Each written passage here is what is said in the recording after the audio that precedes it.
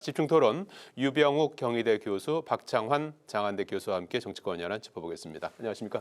안녕하세요. 네. 자, 여야 공천 상황부터 좀 짚어봐야 될 것 같습니다. 국민의힘이 이번에 사실상 첫 공천자 명단 발표라고 봐야겠죠. 뚜껑이 열렸다고 봐야 되나요? 이제 공천 작업에 첫 단추를 깼다. 네. 일반 이제 공개한 오늘 1차 명단이 발표가 됐는데 전체 전국적으로 이제 25명이고요. 서울이 49개 지역구가 있는데 19명의 명단을 내놓았고 광주 5명, 제주 1명 이렇게 전체적으로 25명을 발표를 했습니다. 서울에서 권영세, 배현진, 조은희 의원, 나경원 전 의원이 포함이 됐고요. 그리고 이제 일부 나머지 지역은 아마 지역 재배치, 전략 공천, 경선 이렇게 아마 또 후보를 가르게 될 것 같은데 그 결과를 우선 어떻게 보셨습니까? 예, 국민의힘에서 오늘 오전에 서울, 광주, 제주 등 단수 공천 지역 25곳을 발표했고 민주당은 내일 이게 본격적인 경선 지역을 발표하는 등 공천 심사가 본격화되어 가고 있는 상황입니다. 이번 공천과 관련해서 총선을 준비하는 과정에서 인재 영입이라든가 공천 심사 과정, 또 여당이니까 프리미엄이 있겠습니다만은 각종 공약 제시 측면에서 국민의힘이 이슈를 선점하면서 민주당을 압도하고 좀 순항하고 있다 이렇게 평가할 수 있을 것 같습니다. 민주당에서는 아시다시피 비명계에 대한 공천 배제나 당대표의 공천 개입 의혹 등 여러 가지 논란이 좀 지속되고 있는 데 비해서 국민의힘은 낙동강 벨트에 대한 중진 배치 성공 등 한동훈 비대위원장이 승리하는 공천을 하겠다고 했는데 물론 향후에 TK나 강남 지역 공천이 어떻게 될지가 관건이겠습니다만은 현재까지는 이기는 공천을 하고 있다고 평가가 되고요. 이러한 흐름이 한강 벨트나 수도권 공천에도 계속 이어질 것으로 전망이 됩니다. 서울 중성동을 같은 경우에는 현역 당협위원이 두 분이신데 지상욱 전 의원하고 진수희 전 의원인데 이 두 분이 다 불출마 선언하시면서 무주공산이 돼서 이제 경쟁 있는 후보들이 좀 다수 등장하신 상황인데요. 하태경 의원의 경우에는 양지 중에 양지인 해운대 갑을 두고 수도권 출마 선언하셨고 이해훈 의원 같은 경우에는 삼선의 경제 전문가시고 또 이영 전 장관의 경우에는 이제 중기벤처부 장관을 지낸 비례대표 의원 출신이십니다. 모두 경쟁력이 있는 분들이시기 때문에 타 지역 배치에 대해서 하태경 의원이나 이해훈 전 의원 같은 경우에는 단호하게 좀 거부하는 의사를 밝혔고 이영 전 장관의 경우에는 다소 여운을 남긴 것 같은데 현 단계에서는 타 지역 배치를 수용한다고 하면 당연히 공천에서 탈락되니까 거부하고 단호한 입장을 밝히겠지만 서울의 49개 지역 가운데 국민의힘 소속 지역은 9개에 불과합니다. 40여 곳, 오늘 19곳 발표했지만 아직도 빈자리가 많기 때문에 경쟁력 있는 후보분들께서 향후에 본인들이 어느 정도 수당만 한다고 하면 분명히 이제 재배치가 될 가능성은 좀 남아 있다 그렇게 전망하겠습니다. 네, 전체적인 이제 그 흐름을 좀 짚어주셨고요. 오늘 이제 구체적인 내용을 보면은 이를테면 이제 송파갑 같은 경우에는 윤석열 대통령의 40년직이라고 하는 석동현 전 검사장이 탈락했고요.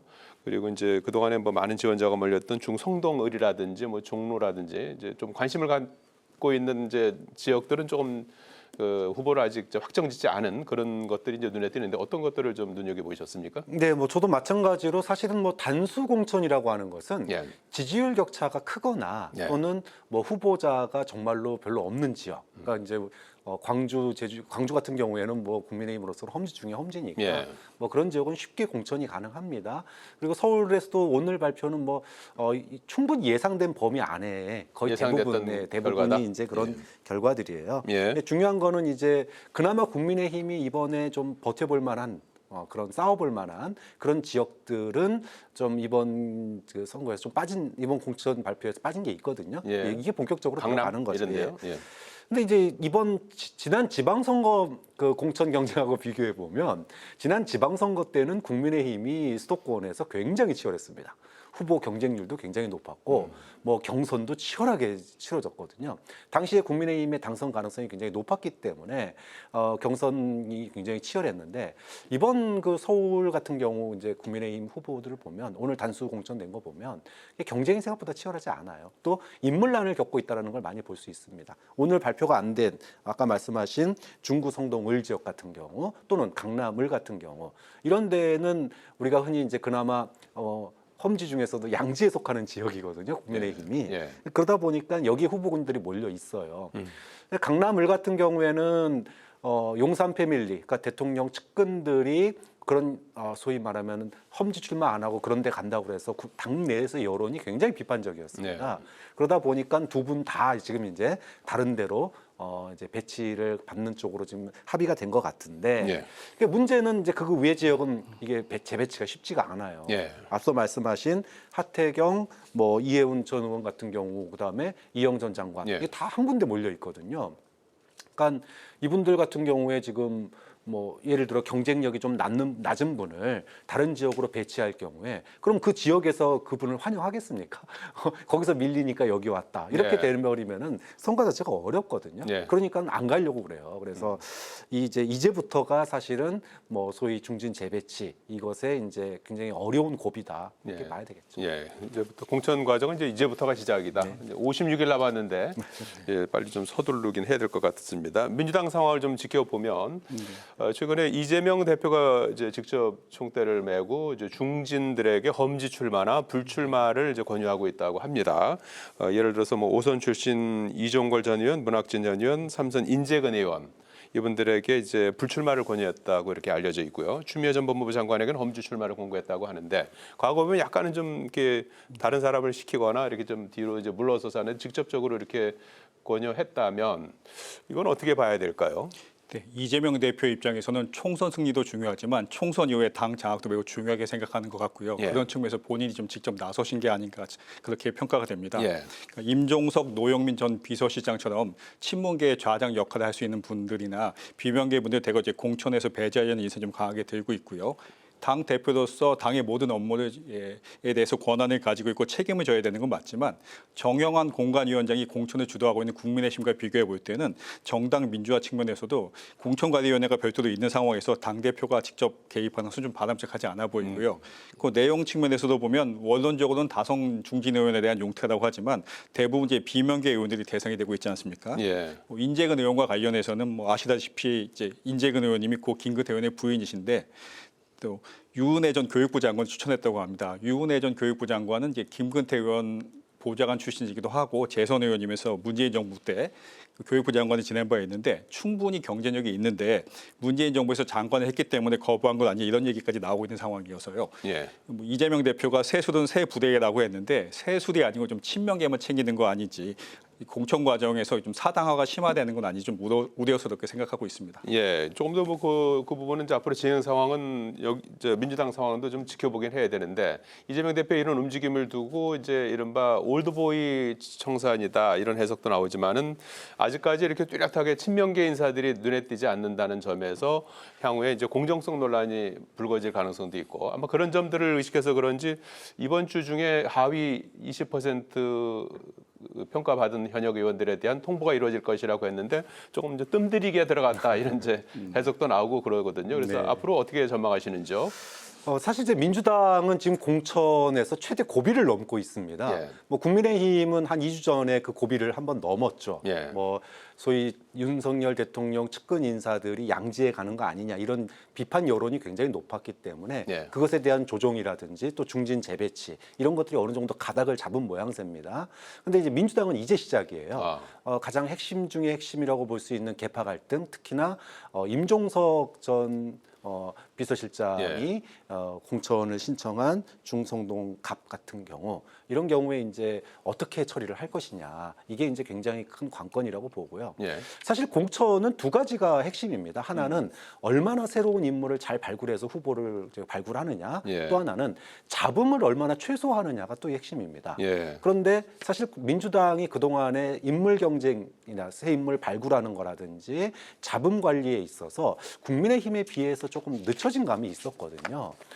그렇기 때문에 뭐 당 대표가 물론 뭐 소위 말하면 인적 쇄신을 위해서 인적 변화를 위해서 컷오프 시키고 예. 또는 전략 공천하면 됩니다. 그런데 아다르고 어다른 거거든요. 그냥 컷오프 발표하는 것보다는 당 대표가 예의를 갖춰서 예. 이러이런 상황이니 좀 후진들에게 좀 양보를 해주십시오. 이게 저는 리더가 할 일이라고 생각해요. 예. 당 대표로서 오래간만에 리더십을 보여주고 있다. 근데 다만 국민의힘 비판할 때도 제가 똑같이 말씀드렸는데. 비우는 거는 쉽습니다. 근데 비우고 그 자리에 누구를 채우느냐가 관건이에요. 해운대 같은 경우 이제 예를 들어 국민의힘 비웠는데 거기에 뭐 윤석열 대통령 측근이 들어간다던가 이러면은 이제 이러려고 비웠구나 이렇게 나오는 거죠. 마찬가지입니다. 민주당도 소위 올드보이들 인적 쇄신하는 거는 뭐 박수 받을 일인데 그 자리에 얼마나 참신하고 또 정말로 국민들의 민생에 도움을 줄 그런 분들을 꼽느냐, 아니면 우리가 흔히 그냥 정치권에서 얘기하듯이 내 사람 꽂느냐, 예. 이거에 따라서 공천은 평가받을 거기 때문에 지금 민주당도 굉장히 큰 고비를 넘고 있다, 그렇게 봐야 되겠죠. 예. 그 뭐 쇄신이라든지 이것도 중요하고 또 거기에다가 또 어떤 임무를 또 하느냐, 뭐 어느 하나 쉬운 일이 아닌 것 같은데 말이죠. 네. 자, 조국 전 법무부 장관이 어제 부산을 찾아서 신당 창당을 선언했습니다. 그리고 출마 의지를 밝혔어요. 오늘은 광주 민주묘지를 참배하고 호남 지역에서 본격적인 총선 행보를 시작했습니다. 그래서 이제 아마 1, 2심에서 조국 전 장관 같은 경우에는 실형을 선고받았기 때문에 대법원에서 형이 확정되면 사실 의원직을 상실하게 되지 않습니까? 그럼에도 불구하고 이렇게 신당 창당 선언하고 출마 의지를 밝히고 있는 이유 어떻게 설명할 수 있을까요? 조국 전 장관에 대한 세간의 평가 크게 두 가지인 것 같습니다. 예. 하나는 사회 지도층으로서 모범을 보이지 못하고 예. 앞으로는 정의를 외치면서 뒤로 좀 큰 잘못을 저질렀다 이런 평가가 있고요. 예. 조국 전 장관이 잘못한 것은 맞지만 수사와 처벌이 좀 과도했다라는 좀 동정 여론이 있는 평가가 두 가지가 있는 것 같은데요. 예. 두 가지 평가 모두 조국 전 장관님이 잘못한 부분이 있다는 부분이 있는데 정작 당사자인 조국 전 장관께서는 피해자 코스프레를 하시면서 명예회복을 하겠다고 이제 창당하고 총선 출마에 준비하시기도 했는데 예. 일단 창당이나 총선 출마보다는 좀 자기 반성이나 자숙하는 시간을 가졌으면 좋지 않았을까 하는 좀 아쉬운 부분이 있고요. 물론 조국 전 장관 입장에서는 2심까지 유죄 판결을 받은 상황에서 본인이 명예회복하거나 다들 돌파구가 흔치 않았겠습니다마는 총선은 개인의 면죄부나 명예회복을 위한 자리가 아닙니다. 예. 조국 전 장관이 총선에서 당선되고 안 되고 하는 것이 정치 발전이나 대한민국의 발전에 무슨 의미가 있을지 모르겠습니다. 예. 그런 측면에서 좀 반성하고 자숙하지 못하시고 창당을 하거나 또 총선 출마를 선언하신 분은 매우 안타깝게 생각합니다. 예, 지금은 반성하고 자숙할 때다 이렇게 따끔하게 질책을 해주셨고요. 출마 의지를 이렇게 거듭 밝히고 있고 신당 창당까지 성공할 수 있을까요? 어떻게 보시는지요? 네. 뭐 민주당 지지층 입장에서 보면 사실은 애증이 교차하죠. 예. 정말 아빠 찬스라고 하는 걸 통해서 민주당 정부, 문재인 정부에 커다란 타격을 줬습니다. 아픔으로 남아 있는 거고 예. 반대로 지은 죄에 비해서 정말로 3대가 고통을 받다 보니까 이거는 뭐 소위 과에 비해서 처벌이 너무 과한 거 아니냐 이런 이제 얘기도 동정 여론도 꽤 많아요. 예. 뭐 이왕 본인이 정치적 명예 회복을 위해서 출마를 결심을 한 거니까 뭐 그 부분은 어쩔 수 없다 치더라도 좀 모양새가 좀 그렇다. 그러니까 비례정당을 만들면 사실 지금 조국 전 장관 뭐 그 여론조사 이런 거 보면은 이거 3%는 넘게 나올 것 같거든요. 예. 그럼 한두 석 정도는 충분히 가능해요. 그러면 조국 전 장관이 이런 뻔한 소위 말해서 비례에 숨어서 명예회복하려고 하는 거 아니냐. 정말로 그동안 상처 입은 국민들뿐만 아니라 민주당 지지층에게도 조국 전 장관이 소위 안전한 그런 비례에 숨지 말고 비례 정당 만들더라도 그럼 그 부분은 좀 정말로 검찰 개혁을 끝까지 하실 분들에게 양보를 하고 예. 본인은 예를 들어 고향인 부산 지역구에 출마한다면 예. 그러니까 이른바 험지 출마죠. 예. 그래서 희생을 하는 모습을 보인다면 민주당 지지층에게도 큰 박수를 받을 거예요. 또 부담도 민주당에 대한 부담도 덜할 거고 좀 그런 측면에서 뭐 어제 어떤 식으로 출마할지는 아직 밝히지 않았지만 예. 앞으로 조국 전 장관이 뭐 부산에서 출마 그 선언한 배경도 저는 그런 고민들이 있다고 보거든요. 좀 그런 점에서 현명한 판단을 했으면 좋겠습니다. 예. 비례 정당을 만들더라도 이제 지역구 출마를 하는 것이 이제 그 온당하다 이렇게 지적을 해주셨는데 말이죠. 지금 그 민주당은 조국 신당이 만들어지더라도 네. 같이 하지 않겠다는 뜻을 분명히 하고 있습니다. 국민의힘에서는 국회의원으로 면죄부를 받겠다는 욕심이다 이렇게 강하게 네. 연일 이제 비판하고 있는 그런 상황이에요. 그래서 현재까지 출마 의지는 뭐 분명한 것 같고 출마하는 방식에 대해서는 앞으로 좀 상의해 나가겠다 이렇게 언급하지 않았습니까? 그래서 어떤 형식으로 아마 출마를 하게 될 것 같습니까? 민주당 내에서도 조국 전 장관이나 조국 신당에 대한 입장이 좀 두 가지로 양분되는 것 같은데요. 예. 조국 신당은 절대 안 된다는 반대파가 있으시고 또 일부 동정 여론도 상존하는 것 같고 민주당 지지층 내에서도 후보다가 좀 나뉘고 있는 상황인 것 같습니다. 총선 승패를 좌우하는 게 뭐 중도, 수도권, 청년, 중수청이라고 하지 않습니까? 예. 이런 중수청의 표심 확보 측면에서는 조국 신당과 합류하는 게 좀 합류하지 않는 것이 더 좋을 것 같습니다만은 예. 중요한 것은 향후의 지지율인 것 같습니다. 21대 총선 당시에 민주당이 더불어시민당 외에 열린민주당이라는 제2의 위성정당이 있었는데요. 예. 조국 신당의 경우에도 3% 이상의 지지율이 유지된다고 하면 그 통합 합형 비례정당에는 포함되지 않겠지만 느슨한 연대를 통해서 우회적으로 지원하는 수준의 연대 정도는 가능할 것으로 보여지고 조국 전 장관도 이런 부분을 좀 노리고 있을 것으로 보여지고요. 예. 이런 지지율이 좀 3% 이상 높게 나오지 않을 경우에는 또 진정한 명예회복 측면이라고 하면 조국 전 장관이 부산 지역 출마도 고려해 볼 수 있다고 보여지는데요. 이 경우에는 이제 당선 가능성이 좀 높지는 않아 보이고 이게 좀 성사되려고 하면 민주당에서 해당 지역에 후보를 내지 않는 어느 정도 미온적인 협조 정도 있어야 좀 당선 가능성이 있지 않을까 생각이 됩니다. 예, 향후 지지율에 따라서 이제 어떤 모양새가 될지 그것도 중요한 또 포인트가 되겠군요. 네. 예, 개혁신당 말씀을 끝으로 좀 해봐야 될 것 같은데 어제 첫 지도부 회의를 열었습니다. 최소한 30석 확보라는 이제 목표도 설정을 했습니다. 지금 그 당장은 개혁신당이 내일 아마 기준으로 현재는 이제 의석수가 4석인데 5석이 될 경우에는 이제 국고 분기마다 이제 그 경상 보조금을 지급받는데 아마 원래는 이제 4석이면 1억이고 내일 5석이 되면 이제 6억이 돼서 5억이 차이가 난다고 해서 아마 한 명의 의석이 추가로 늘어날 수 있을지 아마 오늘 내일 사이에 아마 그 부분이 좀 중요한 포인트가 될 것 같고 개혁신당이 뭐 결국은 이제 거대 양당을 심판하고 뭐 정치 개혁을 이제 하나의 기치로 내걸고 있는데 앞으로 향후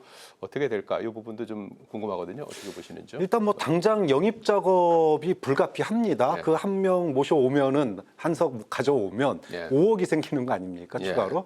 당장 선거운동을 치러야 되는 입장에서는 굉장히 특히 신생정당에게는 돈이 굉장히 큰 문제예요. 뭐 불가피성이 있습니다. 그런데 지금 모셔올 분이 마땅치가 않아요. 그러니까 소위 말해서 국민의힘이나 민주당에서 무리를 일으켜가지고 탈당한 무소속 의원들 정도. 근데 그분들을 이제 모셔올 경우에 네. 이게 정말 개혁신당이냐 이런 이제 비판을 또 받을 수밖에 없어요. 그래서 이 명분과 실리 사이에서 고민을 해야 되는데 사실 선거를 치르다 보면은 명분도 중요하지만 실리를 챙겨야 될 때 또 챙겨야 되거든요. 예. 그런 점에서 오늘 사활을 걸고 한두 분 영입하는 쪽에 목숨을 걸 거다 그렇게 예측을 하고 가능성은 네, 저 있다고 봅니다. 있다고 보세요? 네, 뭐 예. 이미 제안 받으신 분들이 고민하고 있는 분들도 있다고 얘기가 그래요? 나왔으니까요. 근데 이제 총선이 그러면은 이제 예상한 대로 30석 가능하겠느냐? 사실 여기에 대해서는 회의론이 굉장히 많아요. 네. 일단 전 연동형이 도입됐기 때문에 사실 뭐 양 정당에서 지금 소위 개혁신당으로의 표를 던지는 이탈표가 많지가 않습니다. 국민의힘 이탈표는 한동훈이라고 하는 저수지에 갇혀 있고요. 민주당 이탈표는 지금 소위 이낙연으로 가지를 않았어요, 아예. 그렇기 때문에 지금 뭐 양 정당에서의 이탈표를 노리는 건 쉽지 않은 상황이고 중도층에서 개혁신당을 지지하겠다는 여론 보면은 한 4분의 1 정도 되거든요. 근데 이게 전체로 보면은 10%입니다. 그러면은. 예. 그럼 지난 총선에서 10% 얻었던 게 정의당이에요. 그럼 정의당이 몇 석 얻었냐? 6석 얻었습니다. 그러니까 이번에는 캡이 없으니까 뭐 많아야 7, 8석, 10석 이 정도 볼 수 있을 거고 예. 지역구는 사실 이준석 대표나 이낙연 대표나 뭐 광주를 가든 대구를 가든 쉽지 않은 상황입니다. 네. 그렇기 때문에 정말로 목표한 뭐 원내 교섭단체는 고사하고 과연 10석을 넘길 수 있을까 좀 그런 점에서 개혁신당도 지금 굉장히 만만치 않은 총선을 맡고 있다 그렇게 봐야 되겠죠. 예, 유 교수님 두 가지 질문에 대해서 간단하게. 개혁신당이 합류한다고 하면 국민의힘보다는 민주당이 공천에서 탈락한 비명계 의원의 합류 가능성이 높지만 시간이 촉박하고